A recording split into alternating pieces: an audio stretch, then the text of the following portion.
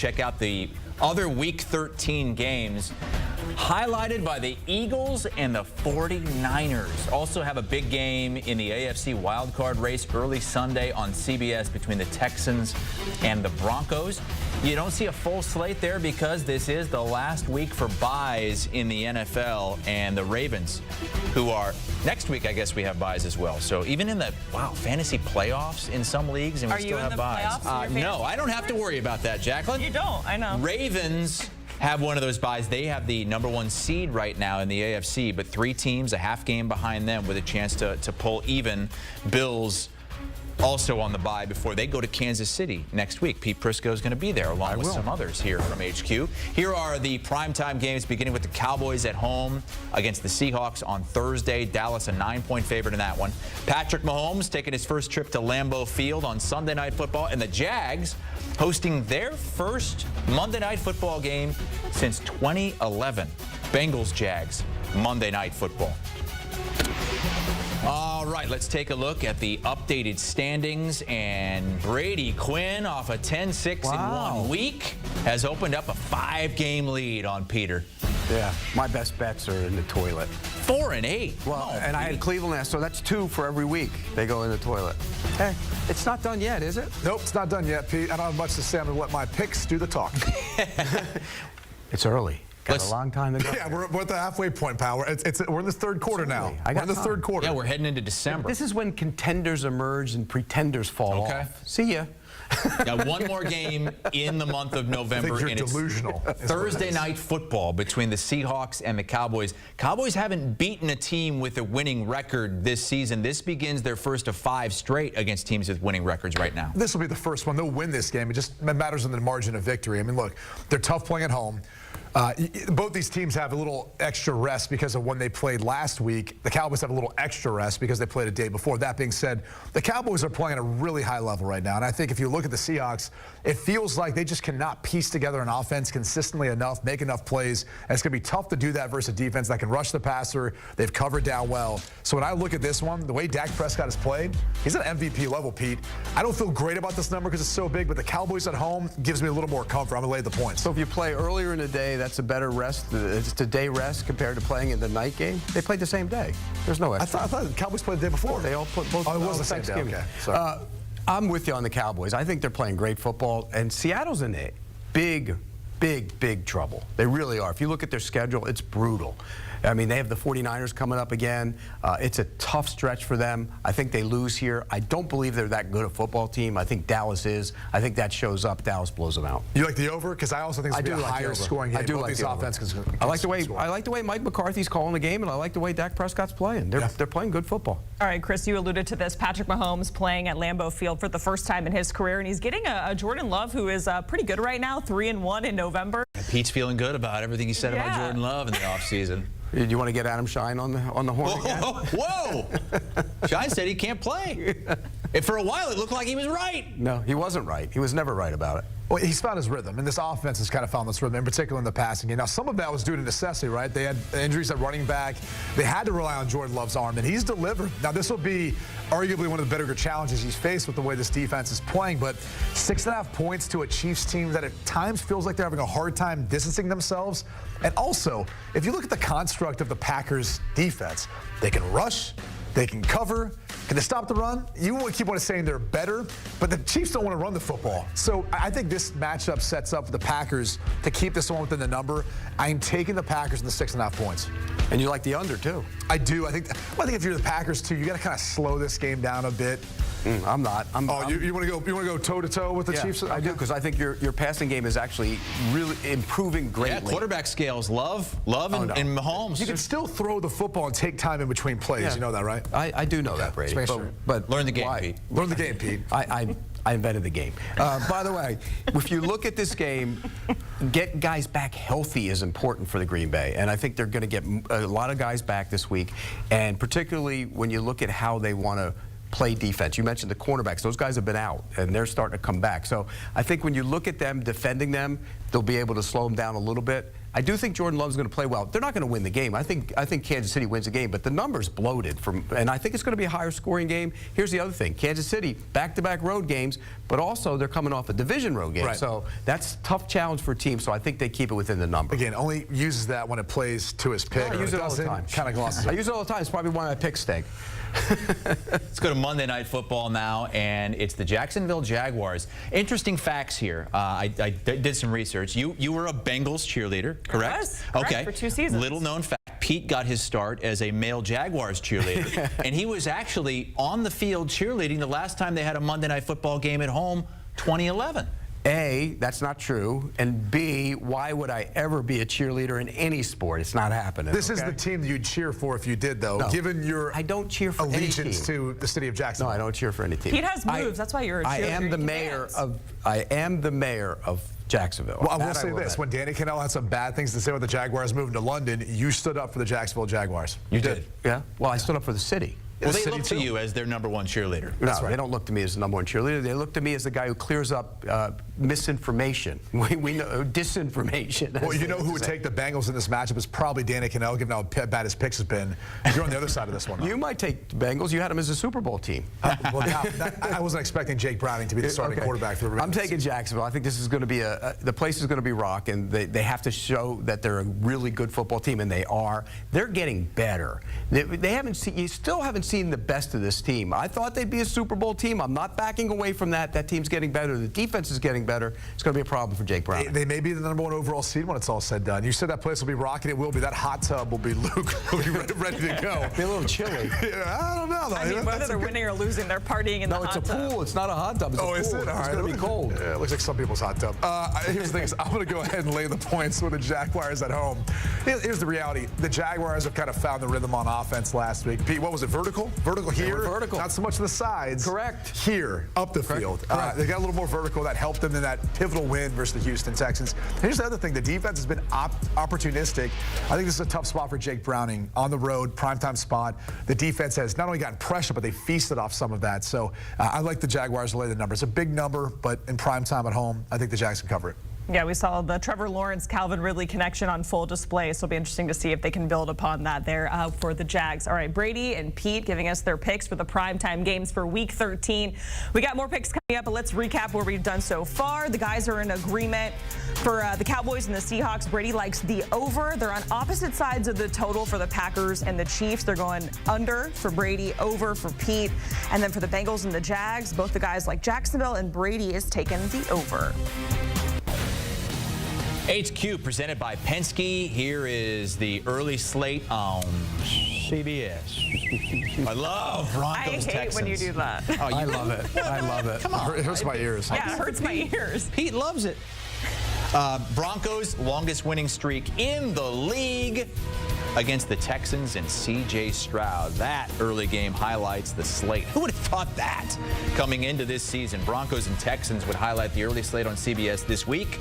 It's the Texans, 3.5-point favorites at home. The line looks a little fishy to me. I thought it'd be 2.5 at most. Yeah, I think it's about a point too much, or even if without the hook, maybe you'd be on the side of Houston here, feel a little more comfortable. I mean, C.J. Stroud should be up there in the MVP conversation. He's played phenomenal. And really last week, if not for the missed field goal, they're right there in. And who knows how the AFC South playoff picture or the division picture looks like. The difference for me, I think, is how much better Denver's gotten over the past 5 games. Their defense has improved dramatically. They can lock up guys on the outside, and they've been able to bring pressure.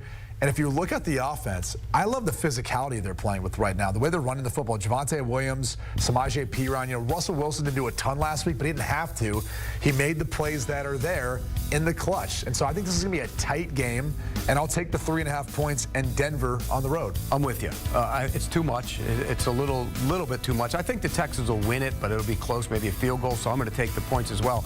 The one thing about, mentioned that field goal last week against Jacksonville, the Texans defense was not very good. And it started to tail off a little bit. And that's a concern this week against Russell Wilson and Sean Payton. I'm worried about that. And the defense of the Denver Broncos is playing great in the last one. They've given up 80 points in the last 5 games. I mean, that's incredible considering they gave up 70 in 1 game. So I do think that they'll be able to cover this number. I don't know if they'll win the game, but they'll cover the number. Broncos have won 5 straight. Let's move on to the Colts, who have won 3 straight. They are without Jonathan Taylor. He's out for 2 to 3 weeks. But they've got Gardner Minshew. They do. They got Good the luck. jorts. They got the headband. Pete's favorite quarterback in the league. No? You are what you are. You are what you are. You know what he is? He's 3-0 his last 3 games. Yeah, and he hasn't done a heck of a lot either. I mean, haven't asked him to, and he won't in this game. I think this is a bad spot for them. And this is a Mike Vrabel game. I think you're sitting at home. They're undefeated at home. The Titans are undefeated they're really at home. good at home. They've been good at home. You know, Levis played solid football. Nothing great last week, but he didn't turn the ball over. They didn't need him to do anything. This week they'll probably need him to do a little bit more, but I do think the Titans at home, good spot for them, and I'm not taking Gardner Minshew in this spot. If this game was an Indy, I'd be on the other side of this bet. The Tennessee, for whatever reason, I mean, if you want to call it home field advantage, it's an extreme advantage for Tennessee in particular. I do think they'll be physical and be able to run the football. Levis will make enough big plays to shine in this one. So I'll take the 1.5 and the Titans as the home underdog. Are the Titans alive? Are they alive if they win this game? They're alive right now, yeah. A little bit, yeah. What do you think about the line not moving at all? The sports line simulation is not changing at all for Jonathan Taylor being out. That's surprising. I mean, look, he's arguably the best player in the Colts. Or he's a running back. And Pete's going to make that comment about him, but I think it definitely puts more pressure on Gardner Minshew. There's no doubt about it for him to step up and be able to do this. So it's tough to see him down there. Hopefully he gets back soon enough and they're still in the hunt. As of right now, they'd be in the playoffs. I mean, Zach Moss was pretty darn good when he wasn't in there. He has. He's done a good job. Let's move on to another 1 o'clock game on CBS. The Cardinals at the Steelers. Steelers currently in the 5 spot in the AFC right now. Yeah, and their offense looked so much better last week. So credit to Eddie Faulkner and Mike Sullivan, their job game planning, calling plays throughout the course of the game. Letting Kenny Pickett throw the football down the field, vertical, Pete. The vertical passing. I loved it. I loved it. They got a lot of guys involved. So I know it didn't come with a lot of points, but they did score on every single possession in the second half. I think that momentum builds as they head into this one and play at home. That's such a tough place to play for Kyler Murray and his crew. I think that pass rush is going to be having him run all over the field. I'll lay the 5.5 points with the Steelers. I'm going to lay the points as well. I think last week, I didn't like what I saw from Kyler Murray in that offense last week. It took a step back. He had played well in his first couple games, but they took a step back. This is a tough team to go against on defense.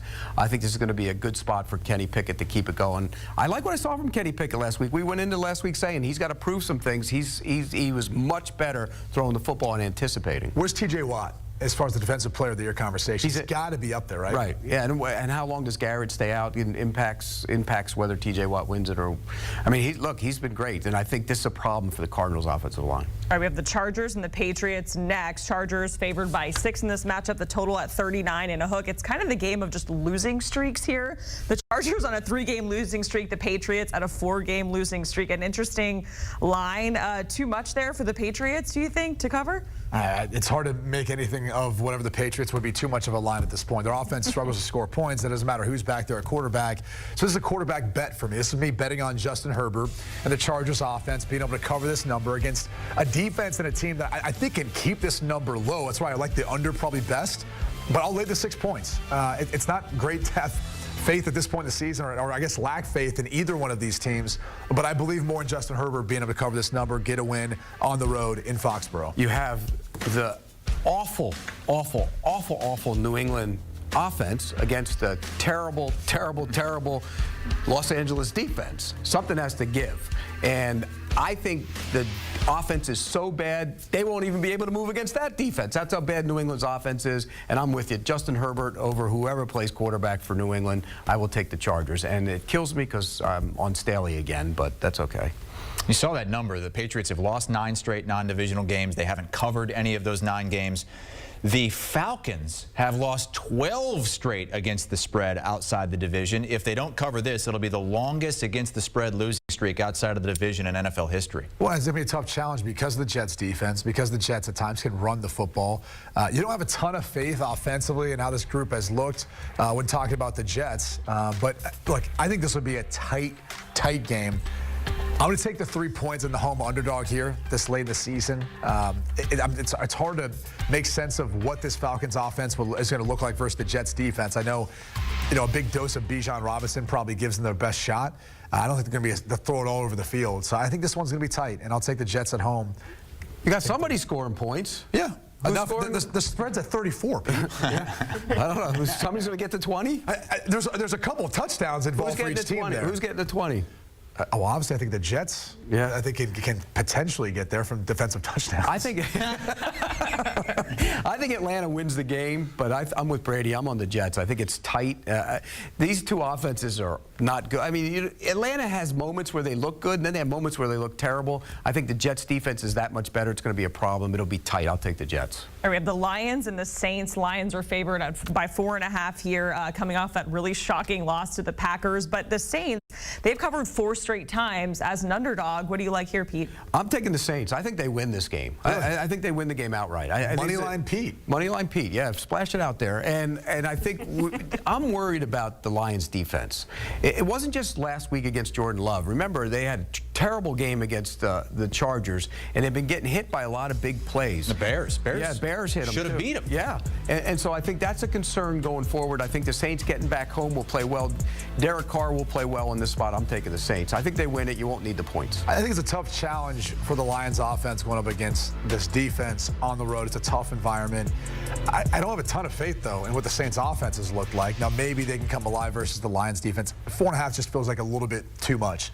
Probably around 3, 2.5 would have been more of what I kind of handicapped this game at. So I'll gladly take the 4.5 points of the Saints at home. The biggest surprise for the Lions the last couple of weeks, too, is the offensive line has been getting whipped. Yeah. I mean, and Jared Goff is turning the ball over as a result of that. So they got to protect better. And in that environment, that pass rush can get after it a little bit. One more early game on Sunday to pick, 1 o'clock Eastern time. Dolphins 9.5-point favorites on the road against the Commanders. Dolphins a lot like the Cowboys. They beat up on bad teams. They cover against bad teams. They're 7-1 against the spread against losing teams. Yeah, this one is a huge number, and I think we've seen Washington have enough productivity offensively to keep this one close. Give a lot of credit to Eric Bieniemy, Sam Howell. Despite everything else that's kind of gone this year, they've kept things within the margin. I think the loss of Jalen Phillips is monumental for the Dolphins as far as their pass rush goes. I know they've signed JPP. We'll see what he looks like, but 9.5 is just too much for a Dolphins team on the road that I think at this time of the year may struggle to be able to throw the football around the way they normally do. So I'll take the 9.5 points. Yeah, I think this is too many. It's too much, and maybe they get a little bit of a bump from firing the defensive staff. Maybe they play better on that side of the ball. And you mentioned Sam Howell's been really good this year. I mean, I think they found their quarterback. I think they should be excited about him. It'll be fun to watch. And Miami hasn't scored a bunch of points on the road, by the way, offensively. Yeah, that's been a problem for them. So it'll be interesting. I think it's within the number. They're kind of similar to the Cowboys. I mean, you talked about the lack of success or wins versus winning teams. Like, it's kind of similar, too. Yeah. Cowboys on the road, Cowboys at home, 2 different scenarios there. Kind of same thing for Miami. Yep. All right, these guys have a few more games to pick in just a little bit. Want to let you know that you can get many more picks in every other sport from the Early Edge podcast hosted by Pete. Coach Jonathan Coachman. It's your daily Sportsline betting podcast. Welcome back to CBS Sports HQ, presented by Penske. When you gain the right transportation partner, your business gains ground. Right now, we're getting Week 13 NFL picks with Brady and Pete. Taking a look at the 4 o'clock games, the late games on Sunday, the Panthers and the Bucks. It's the Panthers' first game since firing Frank Reich. The Niners and the Eagles. For Philly, they're home underdogs against San Francisco. And the Browns and the Rams. Rams favored in that one. That's at 4:25 Eastern on Sunday. Brady and Peter back with us here. Let's start with the Panthers and the Bucks. They fire Frank Reich. He is out. They are 1-10. Bryce Young ranks towards the bottom of every QB stat that's out there. It just seems like it can't get any worse. Do you think they fix it here, Brady, or at least get a win? Or no, it's hard to say. Sometimes you get a little bit of a bounce from that, just with the I guess lack of knowing what this offense is going to look like with Jim Caldwell calling the plays now, since that's who's been elevated into that position. But it's a tough situation for Bryce Young to be in. And look, Frank Reich can be the guy to fall on the sword and take the fall, and they can move on from Deuce Staley and Josh McCown. Those guys weren't at fault. I mean, ultimately, this roster needs help. They need more time, bottom line. And Bryce Young needs more time. So This is a game that's going to be an uphill battle because they haven't been able to run the football and provide him any help. Mingo was their leading receiver last week. He's a rookie, and they're going to have to rely heavily on him. I think this is going to be it's a tough call for the Panthers the rest of the season, given the situation that they're in. I'm taking the 5.5 points with the Bucs. Rachaad White's going to be tough to stop. They had a hard time stopping Derrick Henry last week, and I think this team is probably, for some of those players, seeing a lot of change coming out of the season as far as the writings on the wall. And that's a tough spot to be in. You're laying 5.5 points. Laying 5.5 for the Bucs. I'm laying 5.5 as well. I think the Bucs are going to be able to handle them in this spot easily. I'm with Brady. You got to be careful. Sometimes you do get that bump. I think this team is so bad, I don't think there's going to be a bump. I think they're a disaster on offense, and I have major questions about the quarterback. Let's be real. Those questions need to start being asked by a lot of people. Did they blow the pick? Well, they did ask Tepper that, and Tepper said, no, we'd do it again. Yeah, well, he's wrong because he made a terrible pick. They traded away a bunch of stuff to go get him, and now they're in a situation where... I think the one criticism you can make is, you give away DJ Moore. You see how that's impacted the Bears offense and helped out Justin Fields since he's been back, even Tyson Bagent for that matter. They're devoid of playmakers. I mean, he doesn't have much help out around him. And so it'd be nice if they had that sort of weapon and they gave up an additional draft pick, at least see what this would look like. Because right now... it would be nice if they had the first overall pick and they could have actually got a real quarterback this year instead of the guy they drafted. Because he can't play. He's too little. He's too little. He doesn't see the field. It's a problem. It was a problem for him. And they want to go to the RPO offense to make it easier on him. Maybe they should. But the reality is he cannot stand in that pocket and make the throws. So they got to get creative. Are the linemen all of a sudden somehow taller and bigger in the NFL? Well, and what he had at Alabama. The guys aren't wide open in the end. There's a difference between, there's a difference between being open in the NFL and open in college, and particularly when you play at Alabama. Yeah, and what I'd say to you is then you've getting exposed right now, because if you watch the last 2 years he was there, if there was one complaint every Alabama fan had, and they're watching right now, they'll know, there was no separation from the receivers. It wasn't the same last year, the year before. And so every single window he threw to was a tight window. The year before it was. You can say whatever you want. You must not have watched the tape then. Brady, you're defending the quarterback. And I'm not defending him. I'm providing the situation, because I've been there. And when you don't have help on the offensive line, when your defense isn't playing as good as it was under Matt Rule for the last 2 years they were there, can't run the ball as well, there's no one to throw to, you find yourself in this situation. If he was in Houston right now, would the Texans be as good as they are? It's hard to answer that, but I'll say this much. I think Bryce Young would be playing a lot better than he is right now. Yeah, I don't. I have worries about I had concerns about him coming out, and I have more concerns about him now. I think the Bucs win this game. Stunned that you didn't sound the quarterback alarm. Stunned. I was waiting for it. You know what? I don't want to do it every time, because I could do it every show and every segment we do. Let's move on to the biggest, best game of the week. 4:25 Eastern Time. The 49ers favored in Philly. Now, Pete's got Philly #1 in his power rankings. 49ers are way down at 4. Eagles are getting points. Way down. Getting points at home. I mean, they're behind a team they beat in the Dallas Cowboys. This has to be your bet of the week. Your best bet. Eagles getting points? Nope. Because the Niners will move up after this week. I'm concerned about the Eagles' defense, and particularly the coverage people. I think the coverage people have had problems. Losing Avonte Maddox has been a major hit to that defense in the nickel spot. And the two outside guys haven't played that well. The 49ers will hit some shots down the field. Ayuk will play well here. I think the 49ers win the game. Give me the 49ers. And cover. Yep. So let's just go over this again. Your #1 team's who? Huh? Your #1 team in your power rankings is who? I have the Colts over the Titans. I think the Titans are going to beat them. It's not how you do it, Brady. That's not? It's not how you do it. Okay. All right. I'm on the other side of this one. I'll go ahead and take the 2.5 points in the Eagles at home. They continue to keep finding ways of winning. Pete once said, all right, that the weakness of this 49ers is the outside the cornerback play. He's making the same argument for the Eagles, which is kind of interesting. And I think Jalen Hurts will make enough plays to the talented group of wide receivers on the outside to win this game. If it comes down to a final play in the end, I feel confident in Jalen Hurts pulling through and making that happen. So I'll take the 2.5 points. I also think this will be a lower scoring game. I think both defenses will do a good job and keep this one under the number. You guys finally disagreed on a game. That's amazing. Is that the first game we've disagreed? First one. Might be the only one. I think it is the only one. I think there's a strategy at play here. He knows he's got a lead on me, so he's getting all my picks. He's going to make one different. The rest of the way. How'd all the differences go last week between us? Yeah, Brady swept you. Yeah, every single one. Yeah. Okay. All right, so you had a good week, Brady. We're applauding you. Finally. I don't need your applause. Trust me. We're being told that Brady got his picks in a little bit later. That's just Jack trying to stir the pot. This week, but ask Jack about the prior 4, 5, 6 weeks. Okay. You copied my paper. Ask him about last week. It's a good strategy. I like it.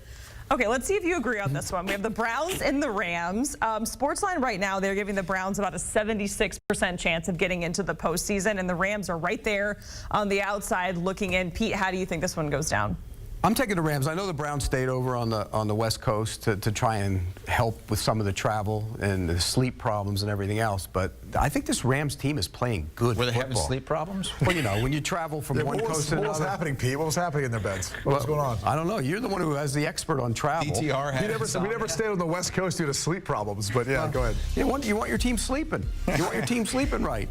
You don't want them in the plane for 5 hours, so it makes sense to stay on the West Coast. I just think that the Rams, as a team, they're playing really good football. The young guys are growing up.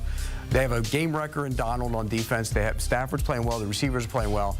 And the Browns' defense without Myles Garrett, that's a concern. So I'm going to take the Rams in this spot. It's a big concern. Look, they didn't have Denzel Ward last week. I think that hurt them, too, in the matchup versus Denver. Then Myles Garrett, when he got hurt, it made a big difference, and it will make a big difference.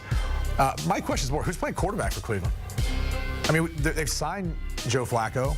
There was thoughts that maybe like he could potentially be a guy there. I mean, we don't know who is necessarily going to be there. I think it gets more concerning too with the hit that DTR took. If PJ Walker's in there, are they going to be able to take advantage of some of those shots on the outside? Because Amari Cooper can get open. They've got weapons, but that's a big concern for me. So I'm going to lay the 3.5 points with the Rams on the road. Yeah, and if it is Joe Flacco, that's their 4th different quarterback this season. Add another name to that storefront, you know, in Cleveland with all the names, including Brady's on the back of the jersey. Just wait for that graveyard that comes up around Halloween next year. Oh, my God. More names to it, yeah. Poor Browns. Let's go to best bets now. Pete, you're going to go to Gardner Minshew. You always do. I'm going on the other side of Gardner Minshew. I'm taking the Tennessee Titans. How's that worked out for you so far? I'm also taking the Tennessee Titans because I think they're good at home, and that's proven out, and I think they'll win this game. I really do. I think this is a great spot for Mike Vrabel. I'll take the Titans as my best bet. I'm laying the 5.5 with the Steelers at home. I love what they've done with their offense in the past week. I think the defense gets after Kyler Murray, and they cover the 5.5 at home. Go Cardinals. You're on the same side. You're picking the Steelers. I know, but I'll take that loss so you get 2 losses. Oh, yeah, that's right. All right, Brady and Pete, Week 13 NFL picks with us here on One HQ. disagreement. That's amazing. And that was in the Niners. There's something fishy at play here. I'm sorry, there is something fishy at play. I love, by the way, Jacqueline didn't ask Jack, but Jack, tell us right now, how many weeks, who gets it in first? He says Brady. He said Brady. Well, now he's got a new tactic. Okay, well, Brady is beating you, but we'll see. We'll have to see what happens after this week. Pick blocking. Handling you, Pete. Well, it's not handling. The only disagreement, the Niners and the Eagles. Pete going with the Niners, and Brady is taking the under and the Eagles.